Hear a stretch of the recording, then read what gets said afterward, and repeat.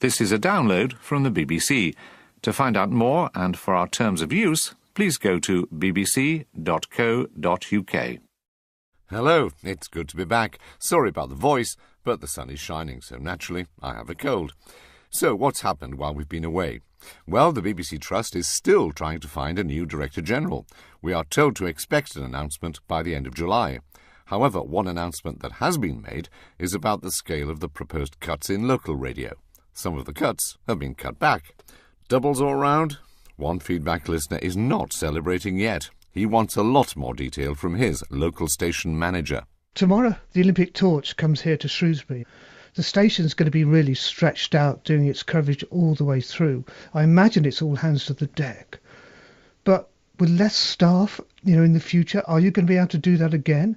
Can you afford it? And from local to global, and the question of how far radio should go when exploring deeply personal subjects. Foreign correspondent Mike Thompson reveals that there are times when even he has to turn the microphone off. We got about 20 minutes into what was actually about a 2-hour interview, a very long interview, and throughout a lot of it she was in tears, floods of tears. And when this first happened, I stopped recording and asked the doctor who was translating from the Swahili into French whether he thought we should stop. But he said, don't stop her now. She wants to talk to you. More of Mike Thompson a little later.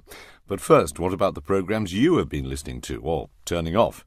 While we were relaxing on the sun-drenched beaches of Cumberland, an oral cornucopia of radio has been on offer. Doors to manual, it's Saturday Live. But there is no airplane food for us this morning. We are cooking on gas. By we, I mean... Hello and welcome to The Listening Project. Not everyone who takes part in this unique oral history collaboration. Time after time, especially in the history plays, the heads of major characters reappear on stage without their bodies attached.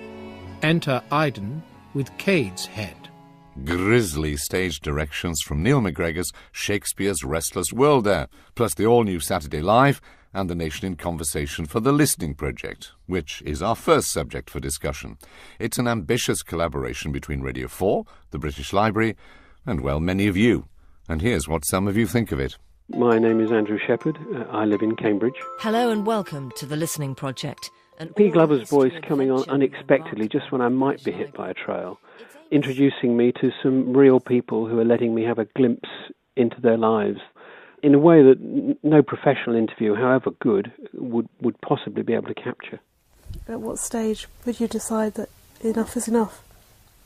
If the pain was so awful that one of us or the other said that life is not worth living. I don't want to be here in this sort of pain.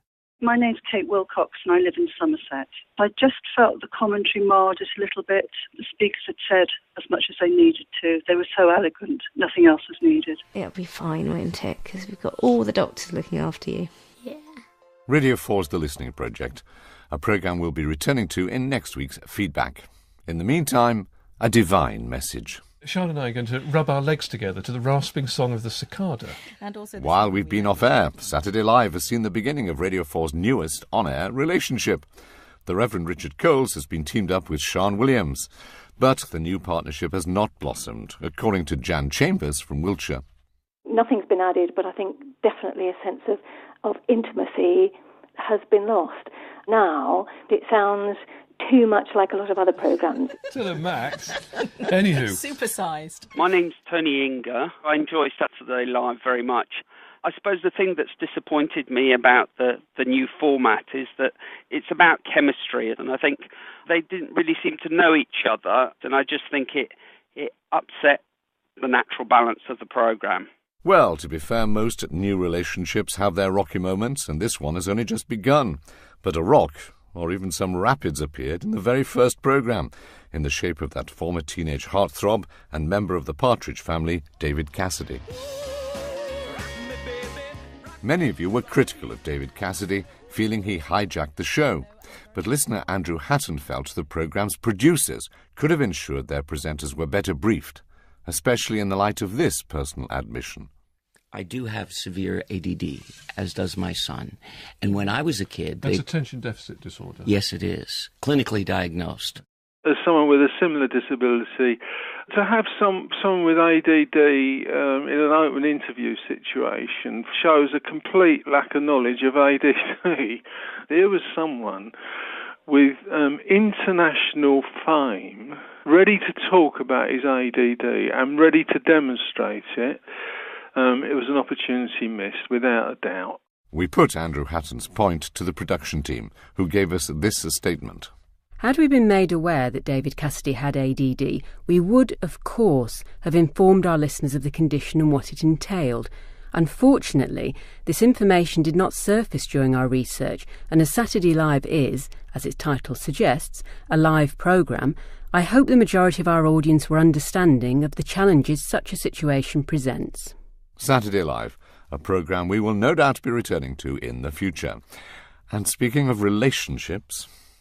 And of course you have to remember, I'm a fight director, so I will not kill you. Even so, you're pretty terrifying. Some of you are desperate for Radio 4 to sever its relationship with the erudite Neil MacGregor, following his recent 20-part major object-based history series, Shakespeare's Restless World. Hi, I'm Sue Hewitt, and I live on the edge of Exmoor near South Molton in Devon. The announcement came on that it was Neil MacGregor, and I thought, no, I don't believe that the BBC is going to do this to me again. And I just got up and I turned the radio off. Oh, Sue, I hope you're listening again now. On the other hand, Rose in Wiltshire hopes that Radio 4's love affair with the director of the British Museum lasts forever. As far as I'm concerned, I'd be perfectly happy if he carried on this format using every single object in the British Museum and then carried on with all the other museums he could think of. Do let us know what you think of anything you hear on any BBC radio station, from Radio 1 upwards, or as they might think, downwards. You can write to feedback, P.O. Box 67234, London SE1P 4AX, or leave a phone message on 03 333 444 544. Standard landline charges apply, but it could cost more on some mobile networks. Or you can email feedback@bbc.co.uk. All those details are on our website. Now, there are times when I'm listening to BBC Radio and I wonder if I should be, because what I'm listening to is so personal, the emotion so raw, the detail so explicit. Like many of you, I can't help thinking, do the interviewees really understand the possible consequences of the revelations they're making in front of millions of people? The results are often brilliant programmes, but are those making them more concerned with winning awards than protecting those whose contributions have made such memorable listening? These concerns surfaced most recently in response to a 2-part Radio 4 series called The Trouble with Cain. The programmes followed a 12-year-old boy arrested for possession of cannabis. Instead of being taken into custody, Cain is one of the first people in Britain to be dealt with through a combination of family therapy and home drug testing. For listener Doug, it made gripping but uncomfortable radio. It was extremely brave of Cain and his family to take part. It was absolutely, utterly compelling. You really felt as though you were in the house with Cain and his family. And that, in a way, led me to start feeling uneasy and almost voyeuristic. So you're going to be you're staying in today then? No, I'm going out. Well, you know that that just can't happen. You're not just going to school. Shut up! Well, don't expect everything to be like, there's going to be a consequence. Shut up! Putting myself in Cain's situation if and when he goes back to school, and how his schoolmates, if they'd heard it, and how that would affect their behaviour towards Cain. I just wondered how much this broadcast would benefit Cain. That was Doug, explaining his unease when listening to a family's very personal story on Radio 4's The Trouble with Cain. For listener Laura Minns, however, no subject is too private for broadcast as long as it's placed in proper context. I listened to a report by Mike Thompson on the child soldiers in the Congo. It was incredibly harrowing. How does he sleep at night when he has witnessed the results of these atrocities? How does a journalist cope with that? Some subjects are so sensitive that the question of whether they should be discussed at all divides the audience. Last week, Victoria Derbyshire's 5 Live show broadcast live from an abortion clinic. Most listeners were positive, but not all. Tony on Twitter. Poor taste, BBC 5 Live. This is a sensitive and personal subject and choice. None of your business, and a low point for the programme. One listener emailed us on hearing we were doing this programme to say, abortion is the direct and deliberate taking of life. Abortion destroys a baby into pieces. My name's Alex Adey. I think when it becomes exploitative, that would be when it would be going too far. I think one of the great things about Victoria's programme was that it wasn't exploitative at all. It was dealt with very professionally. And I think if any topic's handled sensitively, I don't really see any reason why anything couldn't be covered on radio. Well, can anything be covered on radio? We've just heard examples of programmes dealing with abortion, extreme violence and a child in crisis. How sensitively can such issues be handled, and what safeguards are in place to protect vulnerable participants? To discuss these questions, I was joined by Louisa Compton, who's the editor of Victoria Derbyshire's show, amongst others, Mike Thompson, the Today programme's foreign affairs correspondent, and by Philip Sellers, who, as editor of the Documentaries Unit, oversees programmes on Radios 2, 3 and 4, including The Trouble with Cain. I began by asking Philip Sellers about the way he chose to cover the story of Cain. He could have had a reporter discuss what was happening. Instead, he put microphones on each member of the family. I think around this area one hears a lot of statistics, a lot of reportage. Here I think what you saw was the difficulty behind that. Here was a family who had, they'd raised one child very successfully, and here was another that was clearly very troubled. And to hear them wrestling with these issues in therapy just provided, I think, the context, amongst other things, for the discussions around that. Can I move across to Mike Thompson and ask about his interviews, in particular the one with Zawadi Mangane, who had to hang her own child? You could have done that as a straight report. Why interview her? I think in interviews like this, the only way most people tend to get gripped by such things, tend to really listen to such things, is when they can almost put themselves in that person's shoes. And if you break it up into a packaged report, it's hard to really relate, or I think even care, what's happening to them. And can I come across to you, Louisa, now? You've just done this programme live from an abortion clinic, which is an extremely controversial thing to do. Why did you want to do it, and why did you want to do it live? Well, abortion's always presented in a very black and white way. You always hear from the pro and then the anti-voices. I don't think you ever actually learn anything from those discussions. And what we wanted to do was to take a factual, unbiased look at what happens. By doing the programme that way, by doing it live, by being at the clinic as opposed to in a studio, we were able to explain the different types of terminations, explain the process. And I was really pleased with the response we got from the audience, including people saying they were anti-abortion themselves, but they still found it a good insight and they still found that they learnt something from it. Well, if the audience accepts that it's justified to do such interviews, the thing that leaps out of their emails is the concern about the individual. How informed is their consent?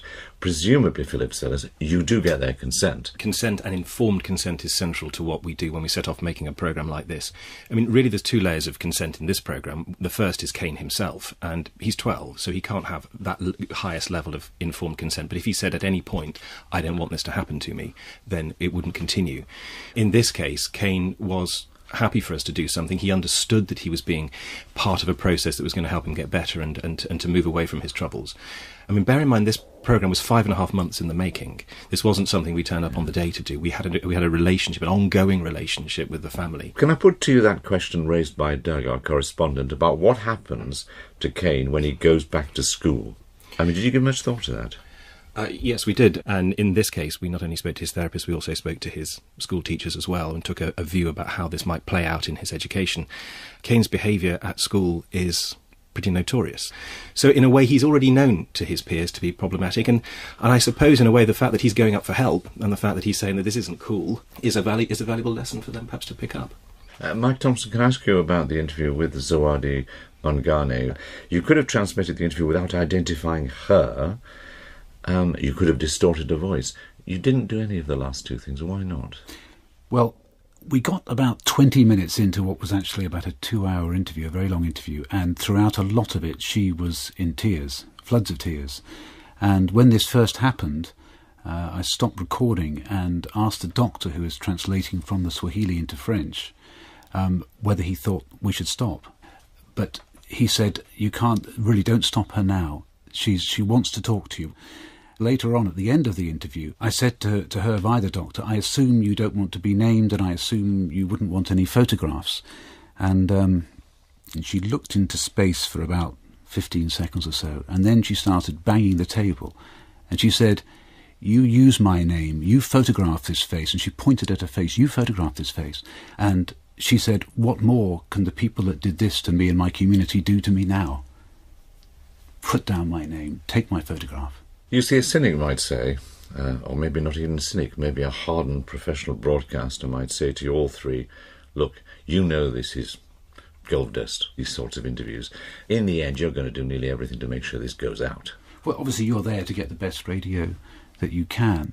But I think if anyone had ever said, a bit like Philip mentioned just now, had the child in his programme said, or made it clear that he didn't want to go on with this, that would not have gone ahead. I mean, I would want it to, but if someone's insistent, it's all on the record, you really can't do that. Mike Thompson, let's hear from someone who did agree to be interviewed. This is Amanda, speaking during the live broadcast of Victoria Derbyshire's programme From an Abortion Clinic. The minute she said that it was twins, I knew that this was the right thing to do, because if I know that I can't cope with one, then I'm definitely not going to be able to cope with two. And so it confirmed the decision, confirmed the decision. We talked to Amanda about her participation in the programme and asked what it had been like discussing very private decisions in a very public forum. During the radio broadcast, I was reading Twitter. I could see a lot of the comments that people were making about what I was saying and what other people were saying. The majority of the comments were quite positive, but some of the other comments could be quite harsh and judgmental. I didn't feel under any pressure to give more than I was prepared to give. There are a lot of things that are private about these sorts of decisions, but just because it's a private decision, if we don't discuss it and we never acknowledge that it's going on, then how can we learn from it? Not talking about something just perpetuates a fear. Louisa, Amanda is her real name. Her voice may well be recognised by the community in which she lives. Did she know that? Yes, we absolutely make it completely clear to all our guests that there's a chance that their voice could be recognised. We spoke to her about not using her surname on air. We didn't say where in the country she was from. She was of the opinion that people who may well recognise her voice would probably know what she'd experienced anyway. The question that people often ask me is, why on earth have people talked so frankly in that way about their lives? I don't know. I mean, I think everyone has a story to tell, ultimately. Often people want to speak to Victoria because they want to warn others about something they've been through. Sometimes people speak out because they want to right what they see as wrongs, or to speak out in a memory of a loved one. Just building on what Louisa was saying, I find, particularly with the family of Cain, I think they got involved with this because they wanted people to share their experience. They wanted to know that people weren't on their own facing these sorts of difficult situations.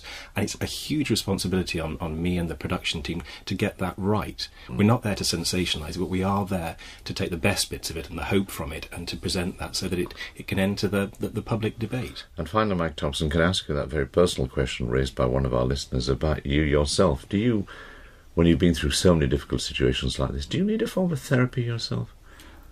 At the risk of sounding a little cheesy, there is something rather therapeutic about broadcasting someone's story. With Zawadi Mongani, for instance. But I did find actually being able to put that across on the radio made quite a difference to me. But I think the broadcasting itself is quite therapeutic. Our thanks to Mike Thompson, Louisa Compton and Philip Sellers.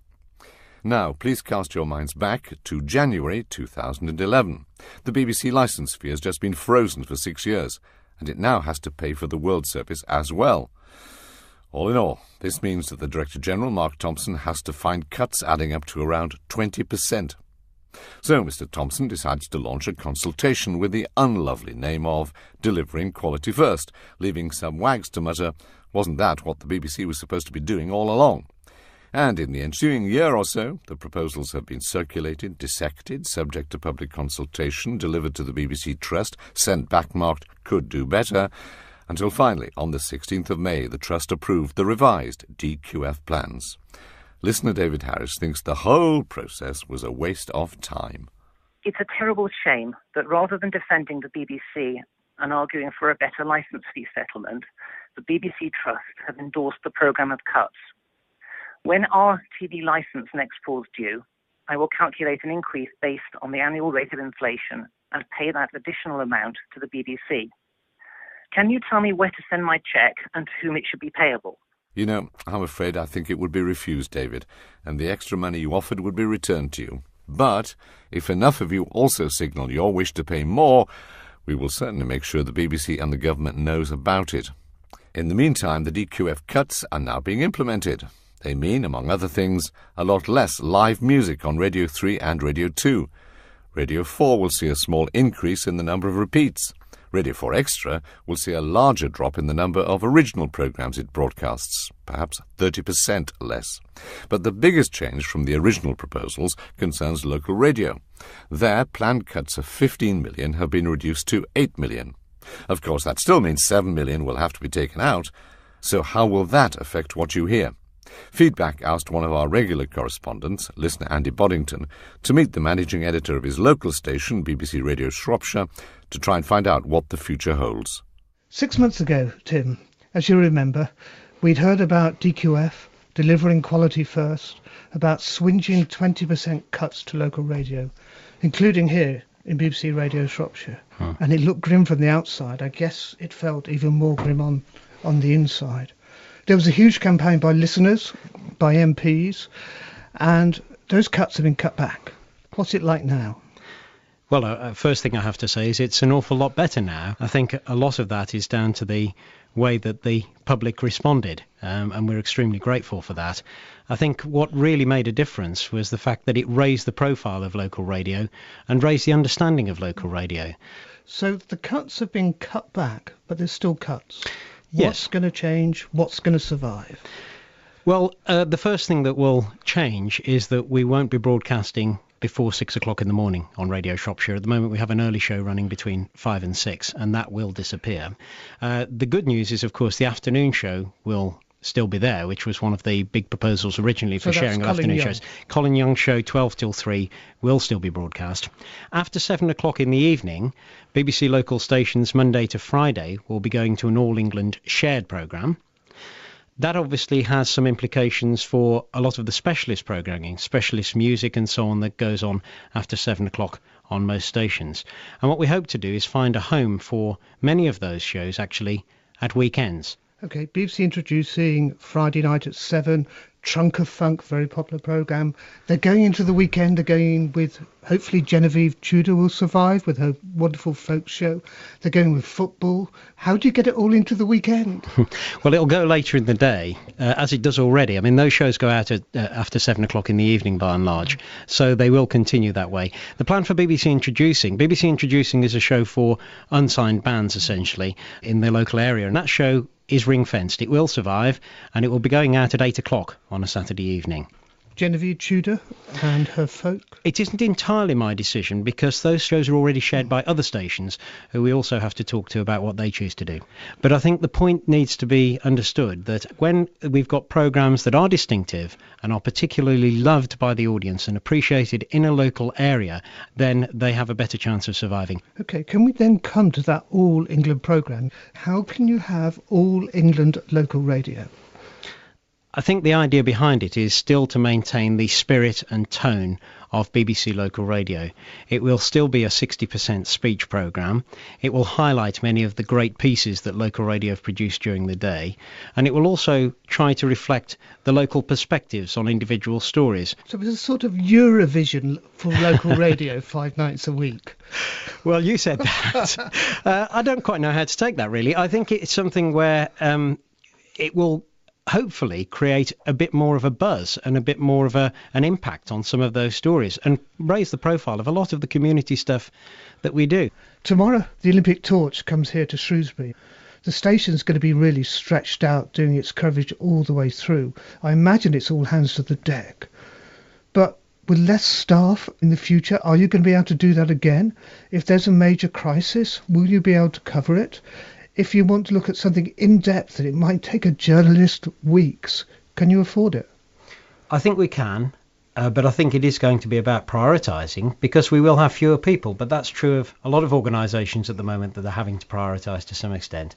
Compared with the overall marketplace, when you look at the decline of local newspapers with the circulation difficulties, when you also look at commercial radio having regionalised to a greater extent, I think it's really important that we do have sufficient resources on the ground, and certainly absolutely vital that we have the opportunity to go to local programming if there is a breaking news story, and that's something that will certainly happen with the All England show. And I really feel very confident that you won't notice a significant difference in our news coverage. Great. So going back now 7 months or so, Helen Borden, who's head of BBC News, actually said that BBC local radio will survive and thrive despite the cuts. What's your view? Is it just surviving, or is it going to thrive? I think we're in a position now where we can thrive, actually. And that's not just a political answer. We've been, if anything, energised by some of the responses that we've had. It's been wonderful to actually hear the response from the public, and it's given us a great lift. Well, we're still facing some challenges. We're going to lose about 11% of our staff. Let's not minimise the fact that we still face some challenges. But I do believe that we're in a much better position now to be able to go forward and thrive as much as any radio service anywhere in the country. Well, if I can represent the listeners of Radio Shropshire, we wish you the best of luck. Thank you, Andy. And our thanks as well to listener Andy Boddington and to BBC Shropshire's Tim Beach. And no, Andy, you can't have my job. At least not yet. Now, it has come to my attention that not all of the flag-waving going on this weekend is due to Feedback's return. Apparently, the fuss has some other cause. Peter Riddle wishes the BBC at least would keep calm and carry on as normal. Could I make a plea before the Jubilee Jamboree begins for the BBC to ensure that there are some Jubilee-free zones over the next few days? Many of us aren't anti-royalists, but are just not that interested in the royal family or such celebrations. So let's have a sense of proportion on this occasion, please. Republican or Royalist, do let us know what you think about how BBC Radio is covering the Queen's Jubilee. For me, and I suspect many others, Her Majesty's coronation was the first time we watched television. Lots of family and friends in the front room with a 12-inch black and white TV and a large magnifying glass in front of it. In those days, radio seemed doomed. Who could have guessed that almost 60 years later it is more popular and arguably more rich in content than ever? Goodbye. We should stop. But he said, don't stop her now. She wants to talk to you. More of Mike Thompson a little later. But first, what about the programmes you have been listening to, or turning off?